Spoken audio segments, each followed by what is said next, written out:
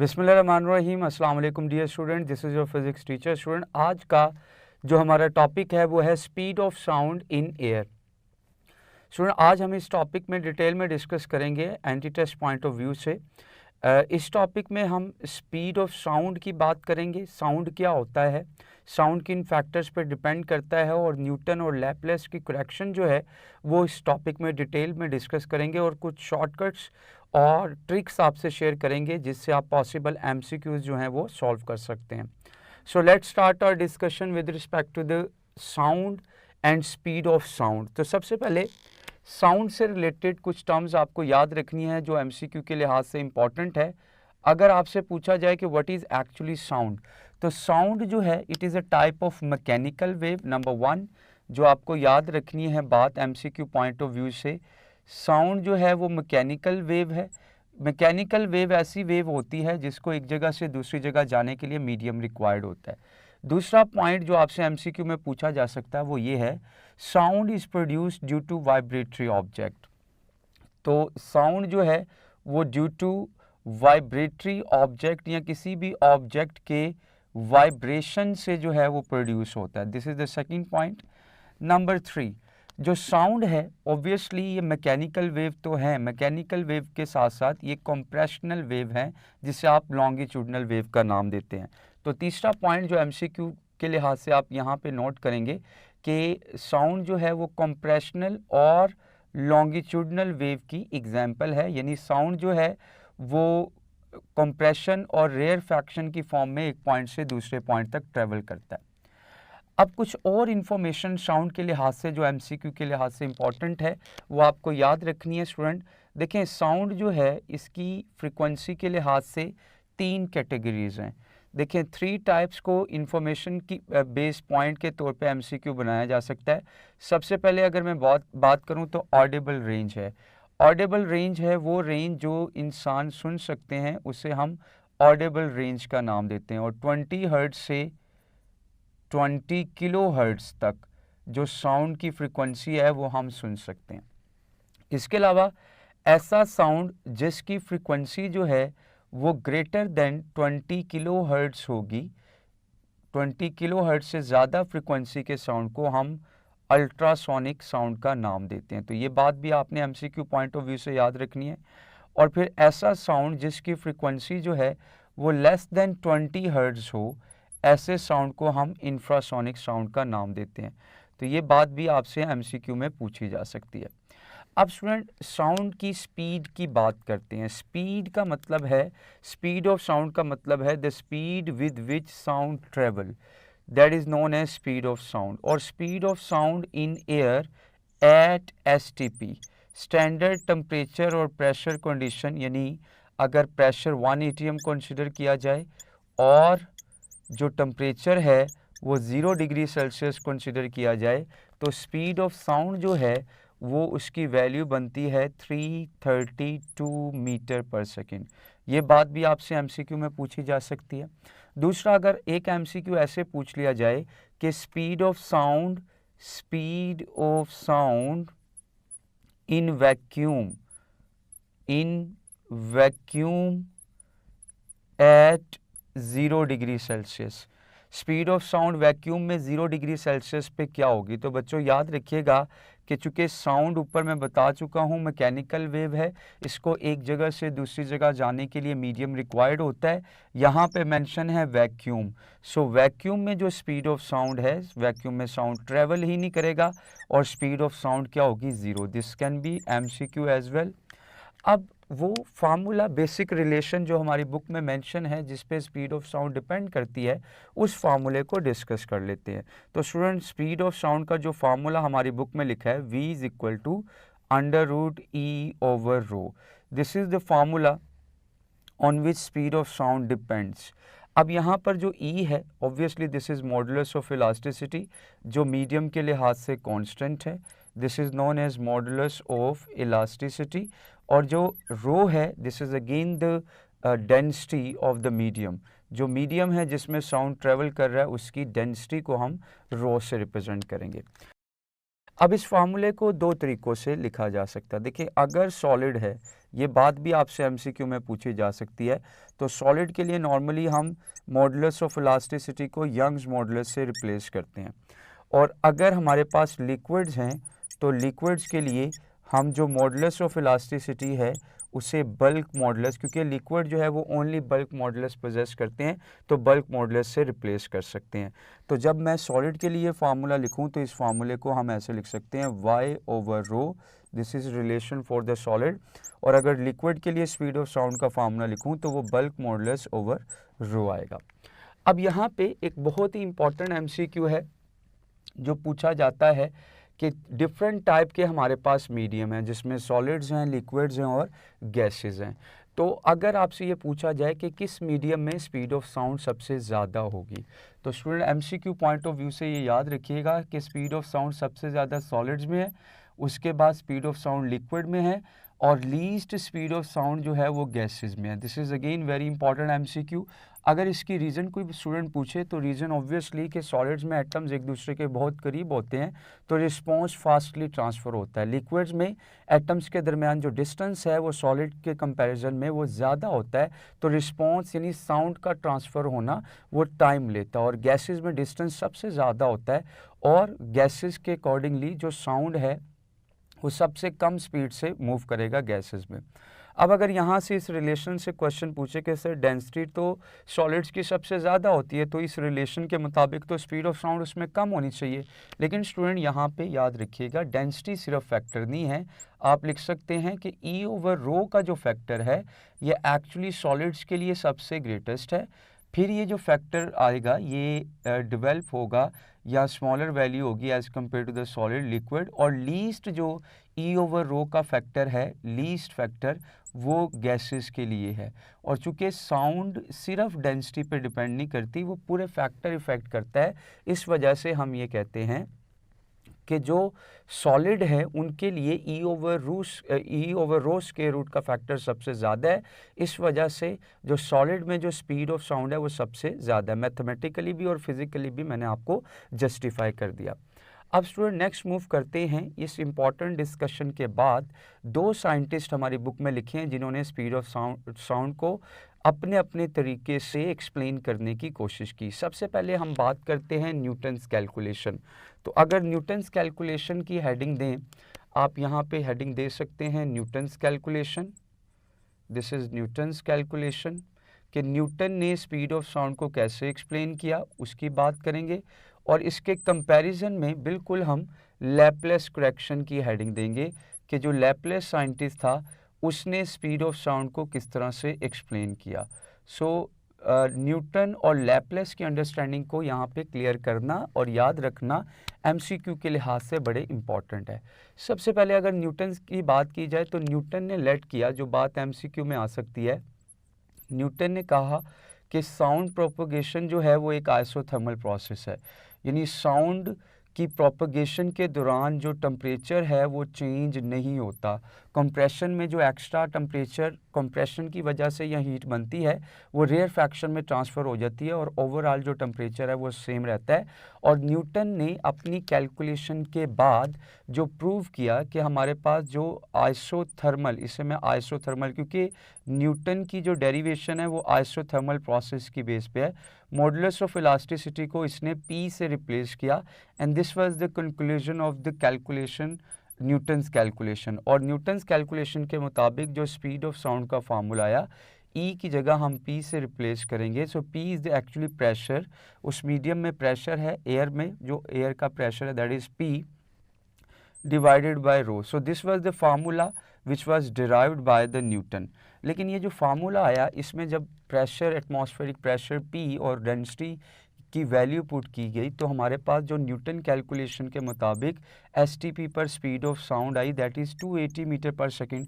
और exact value मैं आपको बता चुका हूँ 332 मीटर पर सेकेंड है, तो इसका मतलब ये है कि यहाँ पर एग्जैक्ट आंसर नहीं आया। न्यूटन्स की कैलकुलेशन के मुताबिक जो आंसर आया उसमें 16% एरर मौजूद था। This can be again MCQ जो आपसे पूछा जा सकता है। अब इसके कंपैरिजन में लैपलेस ने कहा कि जो न्यूटन ने ये जो बात की है कि साउंड प्रोपगेशन आइसोथर्मल प्रोसेस है, ये ठीक नहीं है। देखिए साउंड जो है वो बड़ी फास्टली कंप्रेशन रेयरफैक्शन की फॉर्म में ट्रैवल कर रहा होता है, तो हीट को इतना टाइम ही नहीं मिलता कि वो कंप्रेशन से निकल के रेयरफैक्शन की तरफ मूव कर जाए, क्योंकि हीट ट्रांसफ़र होने के लिए टाइम लेती है। सो लैपलेस ने इसी बात को साउंड प्रोपगेशन को एक्सप्लेन किया by considering that sound propagation is an adiabatic process. So Laplace ने ये कहा कि साउंड जो प्रोपगेशन है वो एक्चुअली आइसोथर्मल प्रोसेस नहीं है, बल्कि वो एडियाबैटिक प्रोसेस है। और इसने अपनी कैलकुलेशन के बाद जो अल्टीमेटली रिजल्ट दिया, इसने कहा ई एडियाबैट, यानी इसने चूँकि एडियाबैटिक प्रोसेस कंसिडर किया था, that is equal to gamma into p. So this was the final result after derivation of Laplace correction. यहाँ पे प्रेशर है वो एयर का प्रेशर है जो कि एटमॉस्फेरिक प्रेशर है। गैमा क्या है इसको थोड़ा सा नोट कर लें। Gamma is a constant which is the ratio of molar specific heat at constant pressure to molar specific heat at constant value at constant volume. तो गैमा की जो है वो डिफरेंट वैल्यूज़, जब हमारी बुक में साइड पे टेबल गिवन है उसमें गैमा की वैल्यूज़ गिवन है। अगर मैं बात करूँ कि हमारे पास जो है वो मोनोएटॉमिक गैस है, तो मोनोएटॉमिक गैस के लिए यहाँ पे मैं मेंशन कर देता हूँ, मोनोएटॉमिक गैस के लिए जो गैमा की वैल्यू होगी दैट इज़ एक्चुअली 1.69।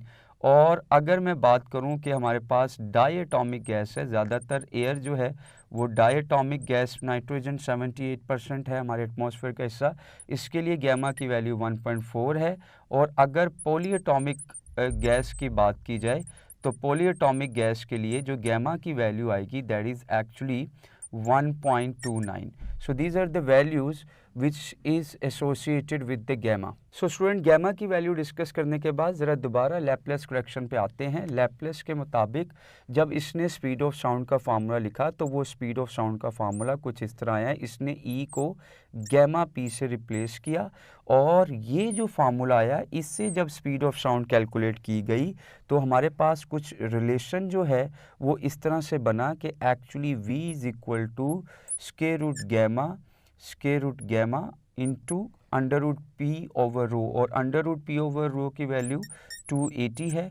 इसको जब गैमा की वैल्यू 1.4 यूज़ की गई फॉर डायटोमिक गैस तो हमारे पास जो यहाँ पर value I speed of sound की दैट इज़ 333 मीटर पर second. So this is the answer जो लैपलेस करेक्शन ने एस्टिमेट किया। और ये जो वैल्यू थी ये बहुत ही क्लोज थी एक्चुअल वैल्यू की, तो हमने कहा कि लैपलेस की बात ठीक है कि साउंड प्रोपगेशन जो है वो एक्चुअली एडियाबैटिक प्रोसेस है।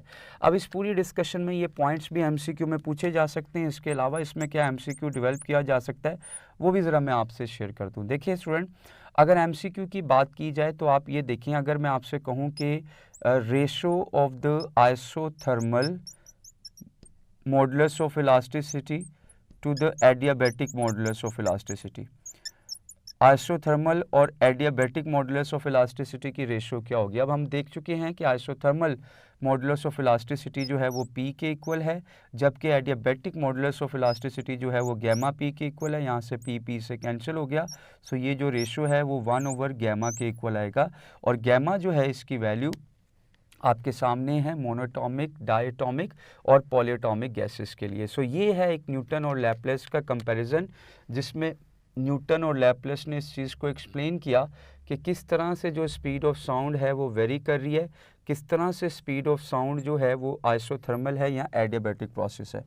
अब स्टूडेंट हम कुछ फैक्टर्स की बात करते हैं कि जिन फैक्टर से स्पीड ऑफ साउंड इफ़ेक्ट होती है।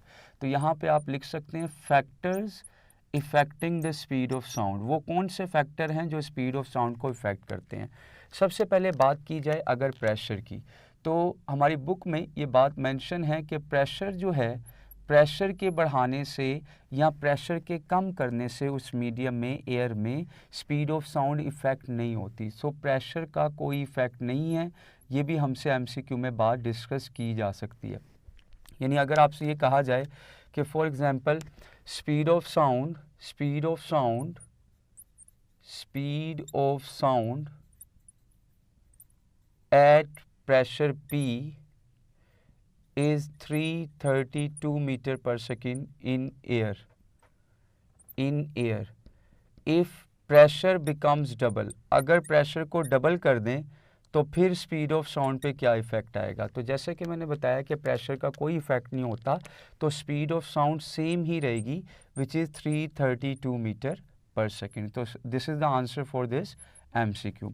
अब स्टूडेंट पूछ सकते हैं कि प्रेशर का इफ़ेक्ट क्यों नहीं होता या प्रेशर को बढ़ाने से एक्चुअली क्या होता है। देखें स्टूडेंट, जब हम प्रेशर को बढ़ाते हैं तो वॉल्यूम कम हो जाता है और डेंसिटी भी इंक्रीज़ हो जाती है। यानी इस रिलेशन से मैं जस्टिफाई कर सकता हूँ कि P के बढ़ाने से एक्चुअली डेंसिटी भी इंक्रीज़ होगी और रेशो जो है वो सेम रहेगी, स्पीड ऑफ साउंड पे कोई इफ़ेक्ट नहीं आएगा।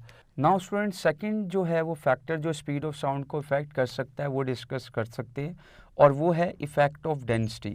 हम देखेंगे कि मीडियम की जो डेंसिटी है वो स्पीड ऑफ साउंड को किस तरह से इफ़ेक्ट करती है। तो स्टूडेंट यहाँ पे देखें, जब आप डेंसिटी का इफ़ेक्ट डिस्कस करने जा रहे हैं तो आपको टेम्परेचर और प्रेशर को कांस्टेंट रखना है। So by keeping temperature and pressure of the medium constant, ये रिलेशन से आप वेरीफाई कर सकते हैं कि जो स्पीड ऑफ साउंड है that is actually inversely proportional to the square root of the density. जो स्पीड ऑफ साउंड है वो डेंसिटी के स्क्वायर रूट के इन्वर्सली प्रोपोर्शनल है। और फॉर टू डिफरेंट मीडियम हम बाकी फैक्टर्स को कांस्टेंट रखते हुए ये रिलेशन ऐसे भी लिख सकते हैं कि V1 over V2 that is actually equal to ρ2 over ρ1। तो ये भी स्पीड ऑफ साउंड का एक रिलेशन डेवलप किया जा सकता है। इसके अलावा स्पीड ऑफ साउंड के और MCQ के लिहाज से क्या रिलेशन डेवलप किए जा सकते हैं वो आपसे शेयर करते हैं। सो कुछ रिलेशन देखते हैं मज़ीद के लिहाज से क्या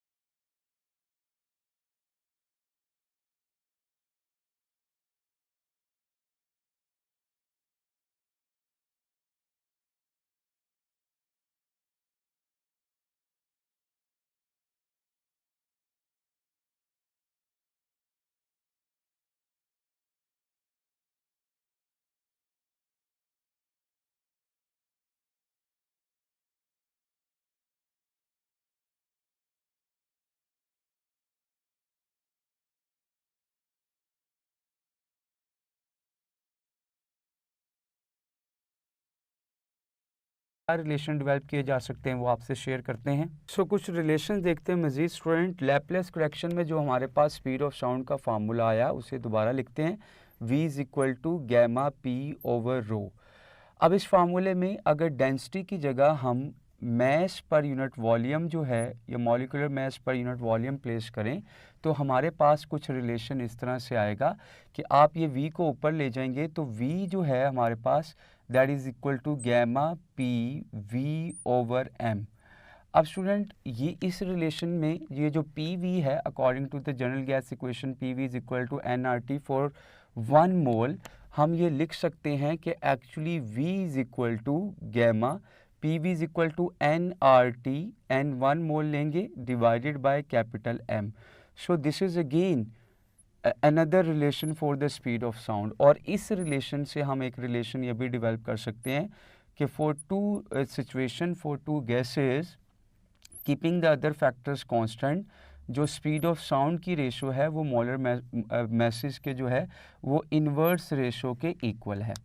अब स्टूडेंट इस रिलेशन से हम बुक का एमसीक्यू कर सकते हैं, जैसे कि बुक में लिखा है कि अगर मेरे पास जो ऑक्सीजन है और एक हाइड्रोजन है, दोनों में स्पीड ऑफ साउंड ट्रेवल कर रहा है, इन दोनों में स्पीड ऑफ साउंड की रेशो बतानी है। तो इस रिलेशन के मुताबिक जो मैंने यहाँ पे लिखा है, ऑक्सीजन हाइड्रोजन का मॉलिक्यूलर मास ऊपर आएगा, ऑक्सीजन का नीचे आएगा, इन्वर्स रिलेशन है 1/16 आ गया। सो रेशो जो है वो यहाँ पे स्पीड्स की ऑक्सीजन टू हाइड्रोजन वो 1:4 आ गई। तो ये बात भी यहाँ पे क्लियर होगी स्टूडेंट। दूसरी चीज़ स्टूडेंट, इसी रिलेशन को मज़ीद मॉडिफाई किया जा सकता है, वो कैसे कर सकते हैं देखें।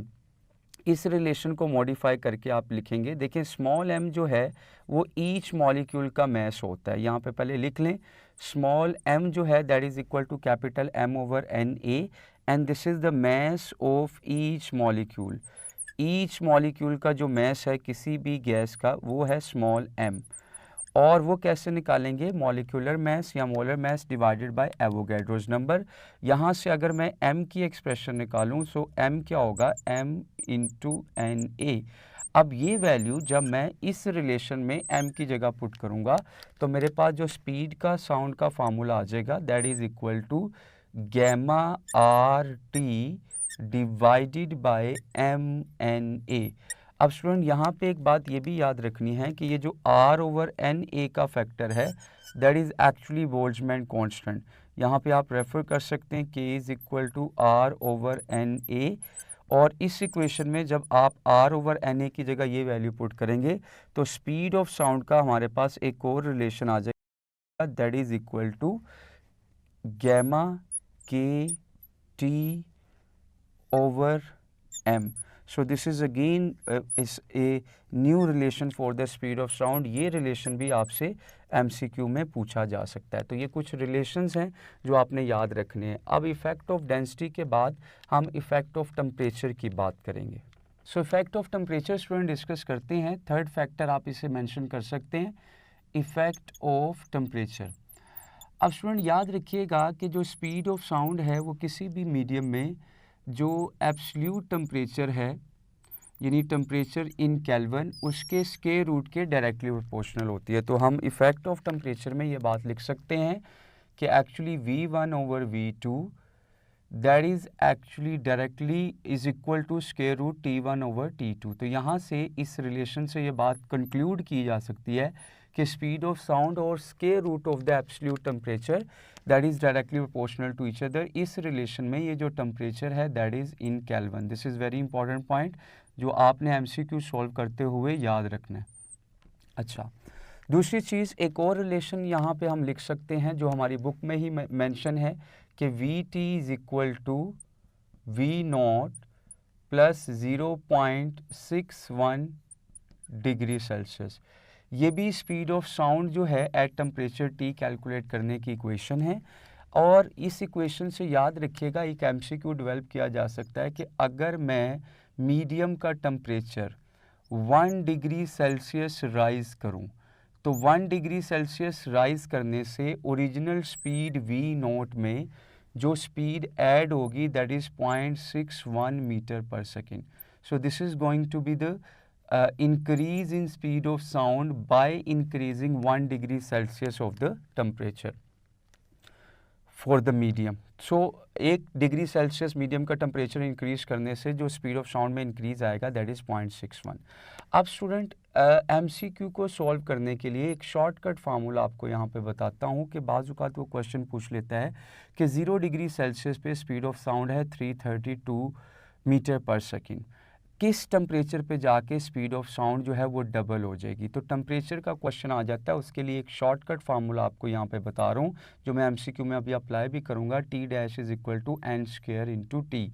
ऑब्वियसली यहाँ पे टी डैश जो है वो न्यू रिक्वायर्ड टेम्परेचर है और एन जो है वो जितने टाइम उसने कहा है कि अगर उसने कहा स्पीड ऑफ साउंड डबल हो गई है तो एन की जगह आप 2 पुट कर दें और 2 का स्क्वायर लें और इनिशियल टेम्परेचर से उसे मल्टीप्लाई कर दें, वो फाइनल टेम्परेचर आएगा। लेकिन इस इक्वेशन से जो आंसर आएगा वो केल्विन में आंसर आएगा।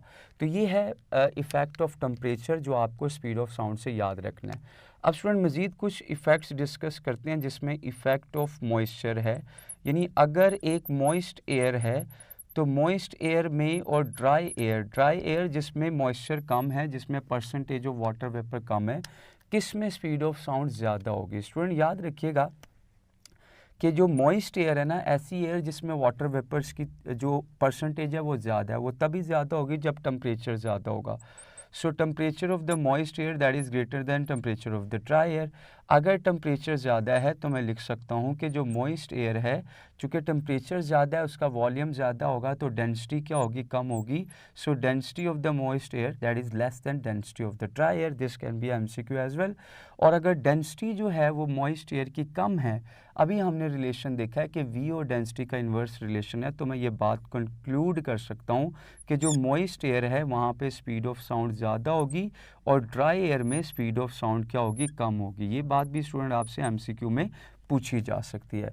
लास्ट जो है वो effect of wind speed of sound पे जो विंड है उसकी स्पीड का क्या इफ़ेक्ट आता है वो भी डिस्कस कर लेते हैं। इफ़ेक्ट ऑफ विंड, यानी विंड जो है उसका स्पीड ऑफ साउंड पे क्या इफ़ेक्ट आएगा। देखें स्टूडेंट, इसमें 2 केसेस हैं। केस ये है कि अगर दिस इज़ द फ्लो और the direction of flow of wind, ये है वो डायरेक्शन जिसमें विंड मूव कर रही है विद द स्पीड वी और साउंड भी इसी डायरेक्शन में मूव कर रहा है विद द स्पीड v। तो साउंड की जो स्पीड है, यहाँ आप इसे वी एस कह लें, तो जब विंड और साउंड सेम डायरेक्शन में मूव कर रहे हैं तो नेट जो रिजल्टेंट है वो ऐड हो जाएगा दोनों का। सो नेट स्पीड जो है वो इंक्रीज़ हो जाएगी, that is equal to V S plus V W, यानी V S plus V W that is going to be the net speed. ये हमारे पास स्पीड इंक्रीज़ हो जाएगी तब जब विंड और साउंड सेम डायरेक्शन में जा रहे हैं। लेकिन अगर इसका दूसरा केस डिस्कस करूं और मैं आपसे ये कहूं कि जो विंड है वो इस डायरेक्शन में मूव कर रही है, this is the speed of the wind, जबकि साउंड जो है वो विंड की डायरेक्शन ऑफ मोशन के ऑपोजिट जा रहा है, जिससे हम वी एस कह दें, तो तब जो नेट आएगा वो माइनस करके निकालेंगे और नेट जो स्पीड आएगी साउंड की वो एक्चुअली क्या होगी, V S minus V W. So speed of sound जो है वो डिक्रीज़ हो जाएगा, उसकी स्पीड जो है वो कम हो जाएगी। तो ये स्टूडेंट वो फैक्टर्स हैं और ये कुछ इम्पॉर्टेंट पॉइंट्स हैं जो आपको याद रखने हैं एमसीक्यू पॉइंट ऑफ व्यू से for speed of sound in air. अब मज़ीद कुछ एमसीक्यूज़ डिस्कस कर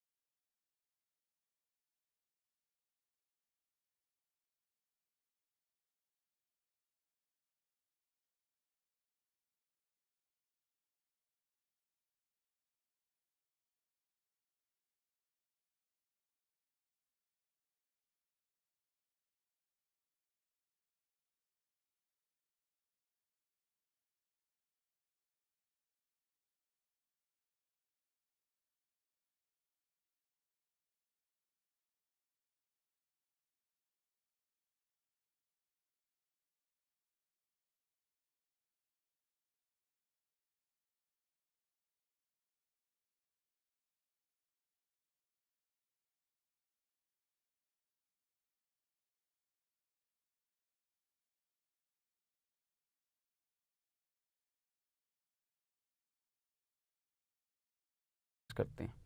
नाउ स्टूडेंट, इस टॉपिक से रिलेटेड मज़ीद MCQs देखते हैं। फर्स्ट MCQs आपके सामने है। वो कहते हैं Laplace found that the alternate compression and rarefaction produce in sound waves follows. Option A isothermal law, option B adiabatic law, option C isochoric law and option D all of the above. तो student, ये आपको lecture में मैं समझा चुका हूँ कि Laplace ने हमें ये बताया था कि जो साउंड प्रोपगेशन है ये एक्चुअली एडियाबैटिक प्रोसेस को फॉलो करता है, यानी कोई भी हीट जो है वो ना ही कंप्रेशन से बाहर आती है और रेयरफैक्शन में एंटर होती है, और ना ही जो है वो कंप्रेशन के अंदर एंटर होती है। So according to the Laplace this is sound propagation is an adiabatic process, so beta is the right option. Now student, next question देखें। वो कहता है speed of sound is maximum in. आपने बताना है कि इनमें से किस में स्पीड ऑफ साउंड मैक्सिमम है। तो ये बात भी आपको स्टूडेंट लेक्चर में बताई जा चुकी है कि जो स्पीड ऑफ साउंड है that is actually directly proportional to E over rho. यहाँ सॉलिड्स में जिनका मॉडुलस ऑफ इलास्टिसिटी सबसे ज़्यादा है उसमें स्पीड ऑफ साउंड सबसे ज़्यादा है, उसके बाद लिक्विड और फिर गैसेस। तो यहाँ पे iron is going to be the right option, जिसके लिए जो स्पीड ऑफ साउंड है वो सबसे ज़्यादा है, क्योंकि एटम्स क्लोजली पैक्ड हैं और फास्टली साउंड का जो रिस्पॉन्स है वो ट्रांसफ़र होगा। नेक्स्ट क्वेश्चन देखें, velocity of sound in vacuum is. Option A 332 meter पर सेकंड, बी 320 मीटर पर सेकंड, सी 0 है और डी 24 मीटर पर सेकंड। तो स्टूडेंट, ये बात भी आपसे की जा चुकी है लेक्चर के दौरान। चूँकि साउंड मैकेनिकल वेव है तो साउंड को एक जगह से दूसरी जगह जाने के लिए मीडियम रिक्वायर्ड होता है। अब इस क्वेश्चन की स्टेटमेंट में उसने वैक्यूम लिखा है, सो वैक्यूम में स्पीड ऑफ साउंड क्या होगी, 0। So Charlie is the right answer. Next question देखें, the sound wave motion setup in any medium depends upon. Option A elasticity, option B inertia, option C density and D all of this. तो student, ये देखें अभी मैंने speed of sound का ये formula लिखा है, इसमें मॉडुलस ऑफ इलास्टिसिटी भी है, डेंसिटी भी है, और डेंसिटी में मैस यानी इनर्शिया भी शामिल होता है। तो इसका मतलब है कि जो स्पीड ऑफ साउंड है वो इन तमाम फैक्टर्स पे डिपेंड करती है। So right option is all of these delta. Now student, next question देखिए, increase in velocity of sound in air for 1 degree Celsius rise in temperature is. तो student, ये जो क्वेश्चन है ये भी हम लेक्चर में एक इक्वेशन डिस्कस की है कि V T is equal to V naught plus 0.61 temperature in degree Celsius. तो अगर मैं टेम्परेचर 1 डिग्री सेल्सियस जो है वो राइज़ करता हूँ तो आप इस इक्वेशन के मुताबिक दे सकते हैं कि जो स्पीड ऑफ साउंड है वो 0.61 जो है मीटर पर second as compare to the original value वो इंक्रीज़ होगी। सो यहाँ पे जो राइट ऑप्शन आएगा that is beta. Now student, next question देखिए, वो कहता है the velocity of sound in air is taken as 332 meter पर second. If the pressure of the gas is taken double then what will be the velocity of the sound in air? 996 meter per second, 664 meter per second, 166 meter per second और 332 meter per second। जैसे कि student आपको ये बताया जा चुका है कि जो स्पीड ऑफ साउंड है वो एक्चुअली प्रेशर पे डिपेंड नहीं करती। प्रेशर जो है वो स्पीड ऑफ साउंड को इफ़ेक्ट नहीं करता। तो चाहे आप प्रेशर डबल कर दें, ट्रिपल कर दें, स्पीड ऑफ साउंड पे कोई चेंज नहीं आएगा। सो अगर पहले 332 थी तो बाद में भी हमारे पास 332 ही रहेगी। Delta is the right answer. Now student, question देखिए, वो कहता है the velocity of sound in air would become double than its velocity at 0 degree Celsius at temperature. यानी किस टेम्परेचर पे जाकर जो स्पीड है साउंड की वो डबल हो जाएगी as compare to the 0 degree Celsius. तो स्टूडेंट, इसका रिलेशन हमने ये पढ़ा, आपको एक शॉर्टकट रिलेशन मैंने लेक्चर में बताया है कि T dash is equal to N square into T. अब उसने क्या कहा है कि जो टेम्परेचर है, जो वेलोसिटी है वो डबल होगी, तो एन की जगह आप 2 पुट करें, 2 का स्क्वायर, और इनिशियल टेम्परेचर है 0 डिग्री सेल्सियस। इस इक्वेशन में आपने केल्विन में पुट करना है, तो ये 273 आएगा। सो 4 इंटू 273 1092 केल्विन। अब ये ऑप्शन नहीं है तो आपको ऑप्शन जो है वो डिग्री सेल्सियस में सेलेक्ट करना है। सो 1092 माइनस 273, सो हमारे पास जो राइट ऑप्शन आएगा that is 819 degree Celsius. So this is going to be the temperature at which speed of sound will become double as compare to the speed at 0 degree Celsius.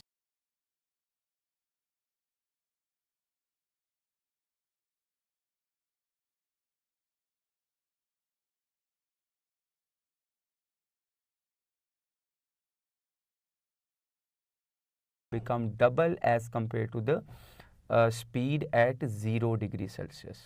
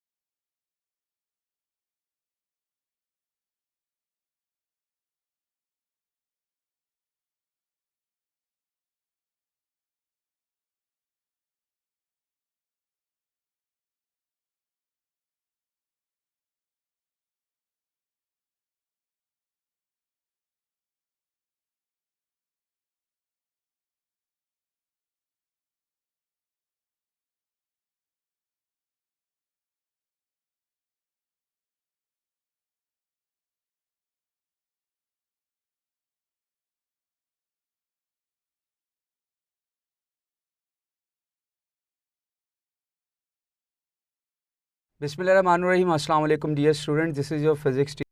Bismillah